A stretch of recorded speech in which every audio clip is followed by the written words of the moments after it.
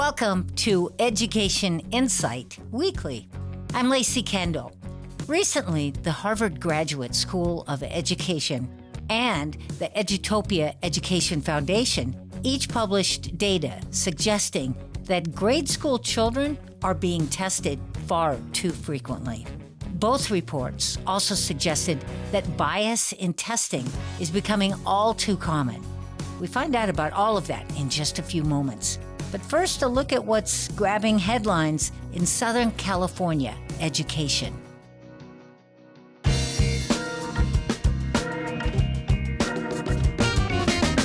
Reports of California State University failing to handle Title IX complaints has led to new laws.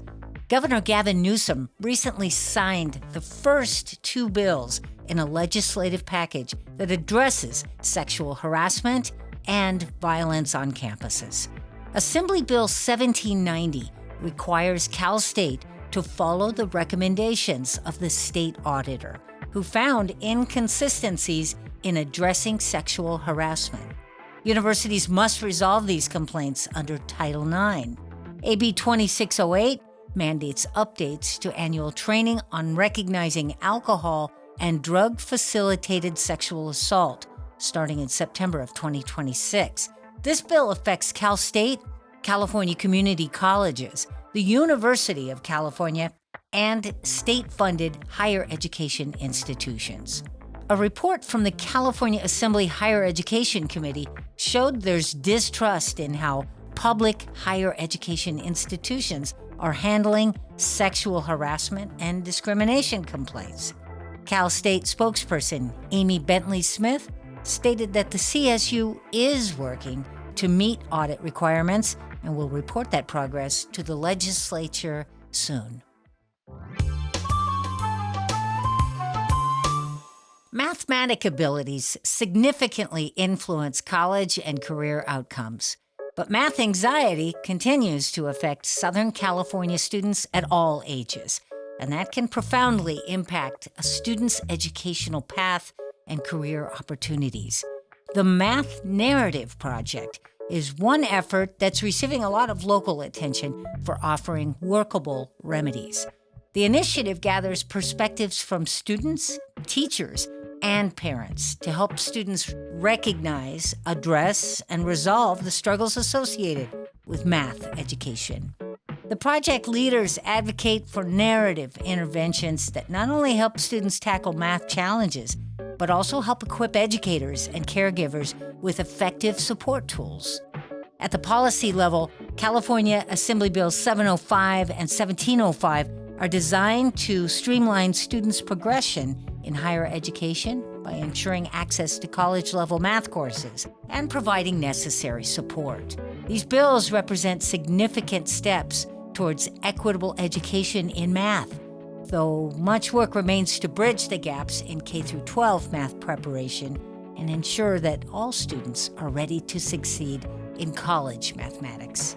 To find out more about what's being done locally, go to our Education Insight webpage and in the search bar, enter From Fear to Fluency.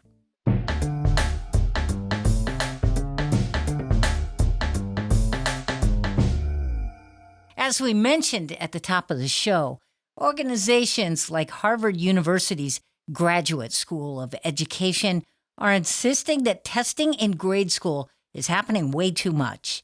Many experts insist that when schools receive funding, data on that success must be provided, and that calls for extra student tests. Districts can also require special testing, and then there are the aptitude tests that every student must take. Researchers have found that culturally biased tests are affecting student success, and wasted learning time is ruining the classroom experience and opportunities. Someone who knows a lot about all of this is Michelle Odemaga, CEO of the Achievement Network.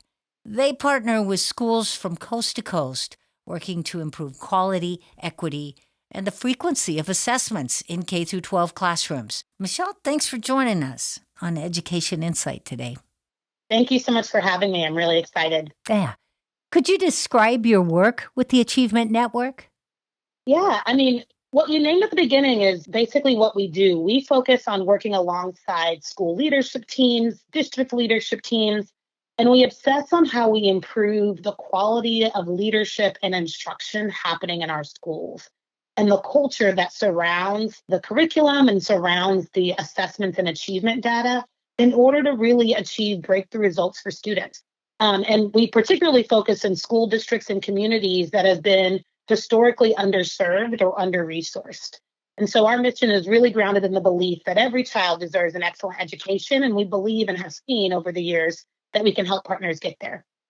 Okay, so first off, would you explain for our listeners the problems that are associated with testing right now in K through 12 schools? Yeah, I mean, we've all known that testing has been a problem for a long time, right? I just don't know anybody who's gone through American school in the past 50 years who hasn't felt it, right? Mm-hmm.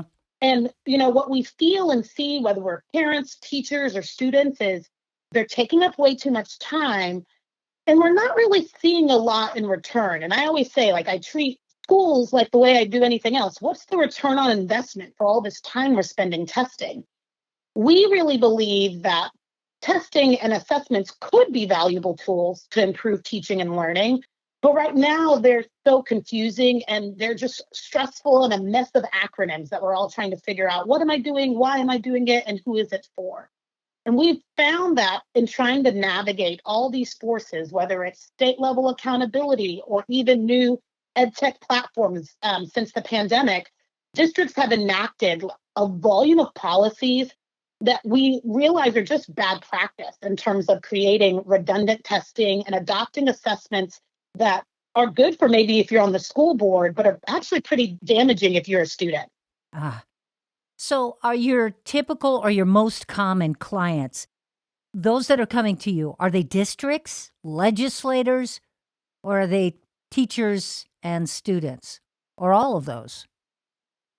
Yeah, well, I will say, the people who call our phone and ring us up to work with them are most often school districts, school principals and their leadership teams, or teachers who are reaching out saying, hey, I think my school needs help.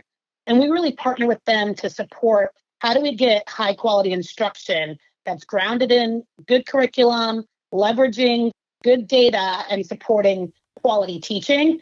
But in our hearts as an organization, our true client are actually students. We hold ourselves accountable to young people, and I would say particularly young people who've had to be resilient in the American education system. And what I mean by that, it's students who have chronically been under-resourced and underserved. And those are the people who we are advocating and fighting for on a daily basis. And we're working alongside principals, superintendents, teachers who are reaching out and saying, I want to do better for our kids. Can you help us figure out how? Yeah. You're listening to Education Insight. So, Michelle, how does the Achievement Network, which I should add is often known as ANET, how Mhm. does it address these issues that you've mentioned at first step when you're called to help? Yeah, there's a lot of first steps we could take because we really try to tailor an approach that works for the community that we're serving. But we think about addressing these issues really with like being collaborative. So we first work with the district to get all the stakeholders involved. Let's get some parents in the conversation, some teachers, some principals and district leaders from different offices. And we try to, in the assessment space, design an assessment strategy that puts teaching first. And what I mean by that is oftentimes people have an assessment strategy that puts accountability or reporting out first at the center, like that's the primary purpose. We say, okay, push that to the side. Let's actually say we were all obsessed about making teaching the best it could possibly be. And then we say, let's start streamlining our assessments to actually prioritize assessments and data that give teachers information that help them teach their students better. Because our goal is to provide teachers with assessments that can hold up a mirror to them about, what lesson went well and what lesson might have struggled, and also give them a window into student learning. And so Mhm. we really think about kind of one of our mantras is by the end of our engagement, we should get to where we have fewer and better assessments that are happening in your school district. That might be in an assessment that ANET provides, or maybe it's not an assessment we provide, but our big goal is You should leave with fewer assessments, but they're going to be better assessments. And those assessments are going to be targeted with questions that are going to provide you insights about what your students know, and most importantly, what do they need from all of you? Yeah. You mentioned streamlining. When you're working with a school and you're streamlining these tests and assessments that they have, where are they generally going wrong? Yeah, Right at the gate, you're identifying, whoa, we got to fix this. Where are they generally making mistakes? I think we have in our country an assessment culture that's obsessed with accountability, but we've kind of lost the plot. We are oftentimes testing students so that we can give information to a person who's never seen these students. Mm. And the highest volume of assessments that are happening start first from, well, I have this legislation that got passed that requires this. I got this board member who wants this test. I have this other person sitting in a capitol somewhere far away who wants this other piece of information, which is partly why we work with states to help them focus on what they're asking for. So, so first, we see a high volume of that. And then what we see is, well, none of that was valuable to the teacher. And actually, we did this whole body of work in Louisiana. And one of the number one sources of over testing was that the teacher had to then go in and add in more of their own test because they weren't getting information from all these state and city mandated ones, right? Yeah. And so they were adding in quizzes and end of year tests and end of unit tests. Think about how many times your kid comes home and says, I have a test tomorrow. And we just did work with a district in Texas where we asked them to line up all their tests and put every one of them on a calendar and to particularly focus on a student who maybe is learning English as a second language or an additional language and is also special education. Go through what their testing experience was. And it was moving to me to see the team have tears in their eyes and realize, oh my gosh, there's some days where they are being tested more than they are being taught. And there are some weeks where they have a test every day and no actual time for teaching in between. Wow. Like that's the compounding impact of the monster we've almost created in our country. So we first lay it all out and say like, well, what's the source of it? And how do we remove that barrier? Yeah. Or can we find one test that can solve multiple purposes for you? Yeah. In reading about the ANET, there's a whole tenet that you deal with often in schools, and that is unfairness in testing. What difficulties are you seeing happening in K through 12 tests, specifically because of unfairness, and how has ANET been helping districts and schools deal with that unfairness? Yeah, I think, the premise of unfairness often stems from assessments that are really designed to predict how they're going to do at the end of the year rather than actually identifying and addressing their learning needs. So here's what I mean. Oftentimes at the beginning of the school year, we'll get hit up by a district and they say, hey, we hear you guys have great assessments. We would love to be able to predict how kids are going to do on our end of year test. And so people are calling me in July, wanting to test their kids in August to know who's going to fail in May. Now, there's a few things you could do with that information. You could say, I want to know that, Michelle, so that I can put all of our resources behind supporting those students who are most at risk. Yeah. But most commonly, what we see people do when they ask us for that is they deprioritize the students who they deem to be too far behind, and they put all of their energy behind what's called in education bubble kids, those kids who are on the bubble of passing, so that they have a fighting chance to improve those numbers by just moving those kids up. That feels pretty unfair to me to determine in August some kids you're giving up on. Yeah. And I think that leads to this obsession with wanting to predict and see the future of who's going to fail means that we're all walking away from saying that we're going to do everything in our power to teach our young people and to teach them well. And we're going to do everything in our power to see what they know, because they know something, and that deserves to be celebrated, and to understand what they need so that we change what we do to give them what they need. And I'll name that it's important for me to honor and respect that even myself, when I was a teacher or, helping lead schools, many of us have been victims of that approach. I mean, when I was training to be a teacher, that's what I was told to do. Focus on the bubble kids, focus on the kids who are in the yellow. The kids who are in the red are too far behind. That was very common practice. But we have to honor and understand that assessments have been used as tools that have been weaponized against particular communities. And those tools have been used to shame some schools and to shame some students and label some families. And it is our job to unlearn those unhealthy practices and to find a different way to respond when we see a student who is struggling and multiple years behind. We can't give up on them. That's the unfairness of the American education system. We have to do right by them. That's what we're trying to do. Yeah. If you just joined us, you're listening to Education Insight. Our guest today is Michelle Odemega. She is the CEO of the Achievement Network.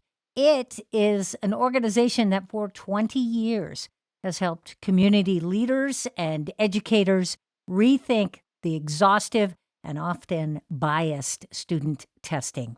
Today, they work with educators to create student assessments that offer meaningful data that reclaim that class time and enhance learning. In just a moment, Michelle, I'm going to ask you what the most significant moment you've experienced has been since joining that program. Stay with us. This is Education Insight. We'll be right back.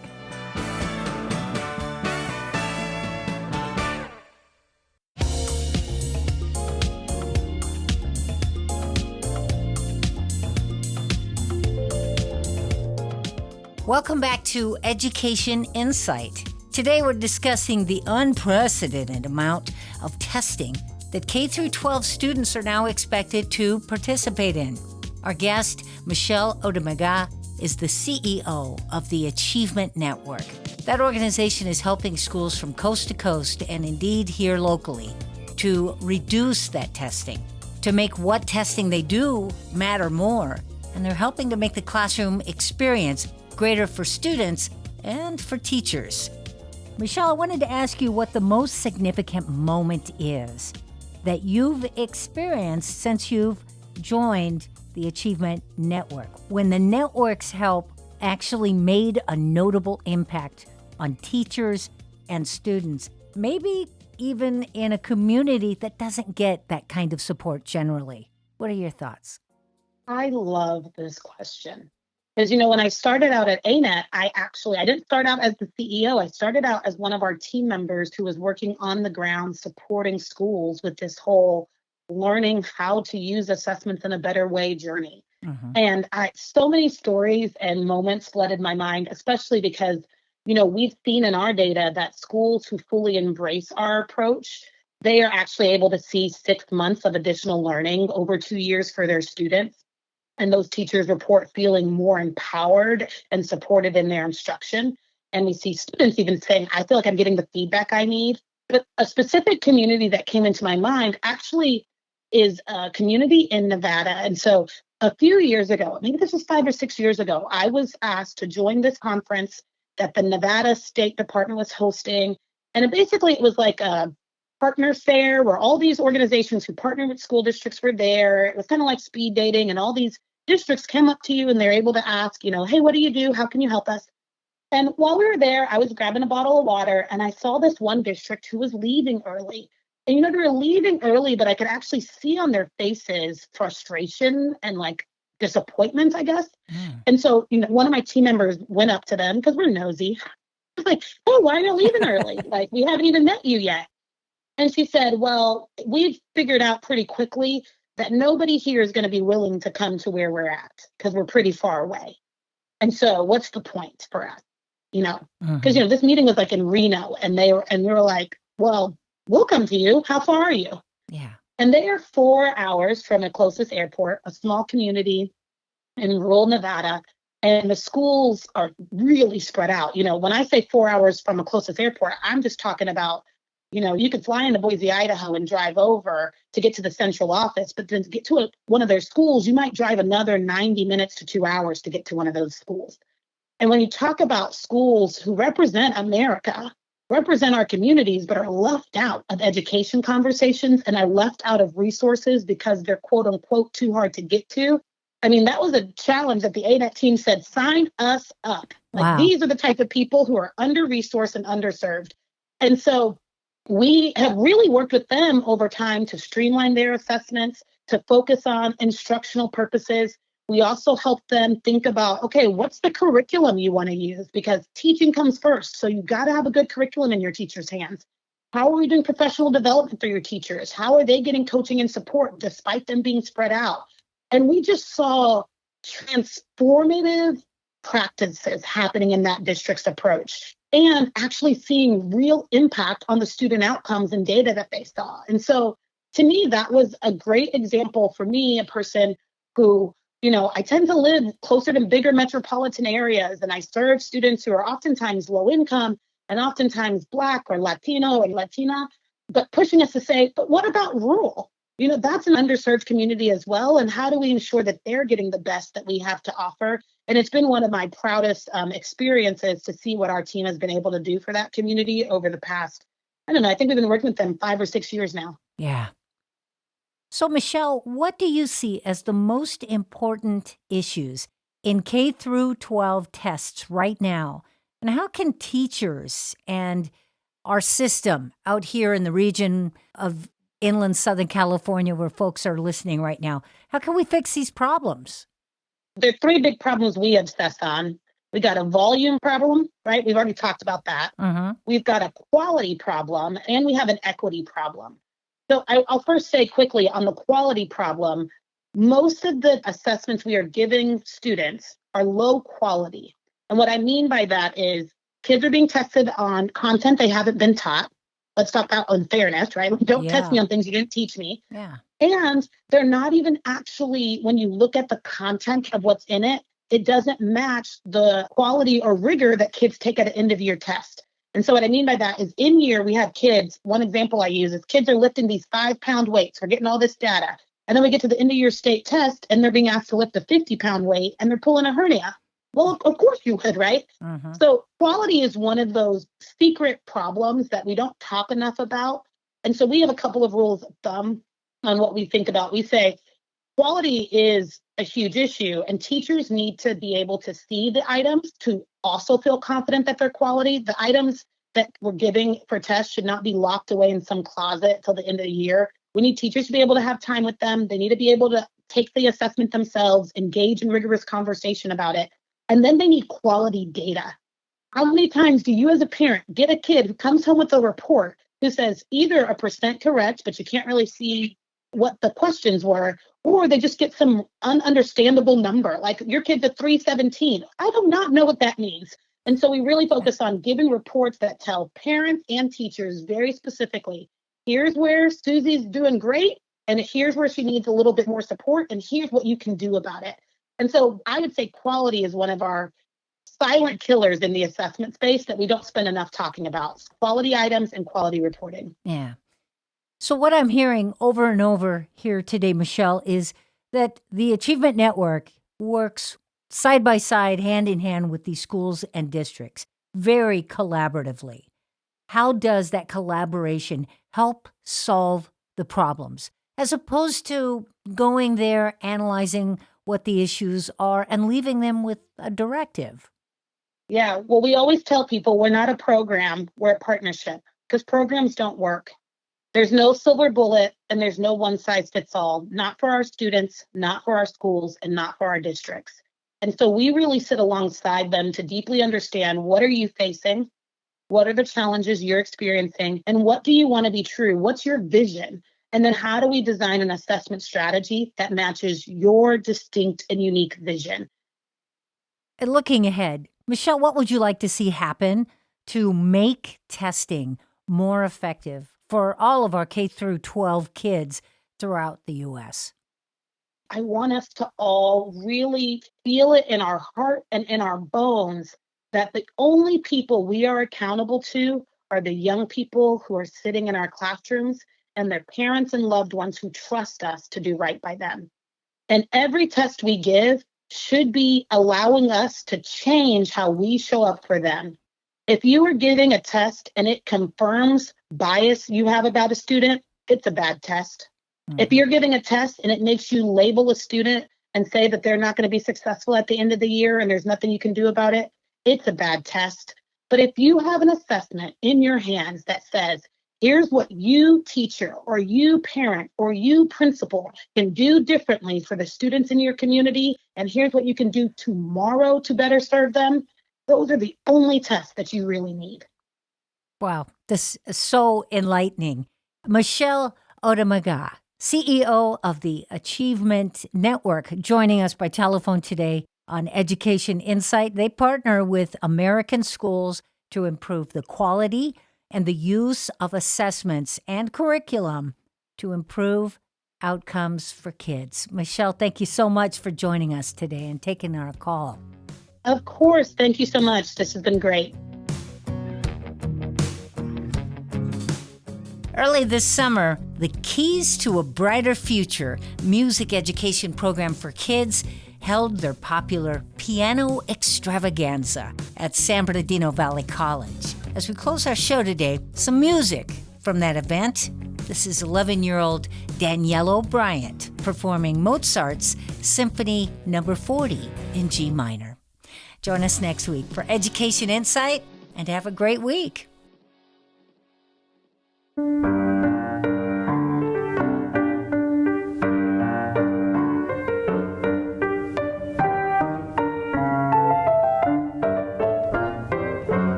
Education Insight is produced in partnership with KVCR San Bernardino. Our executive producer is Jacob Poor. And our production engineer is Tyler Veazey. Alyssa Silva is our production assistant. And Lacey Kendall is your host. Support is provided by College Futures Foundation. Growing Inland Achievement. Working together for inland education and economic success. Join us again next week for Education Insight.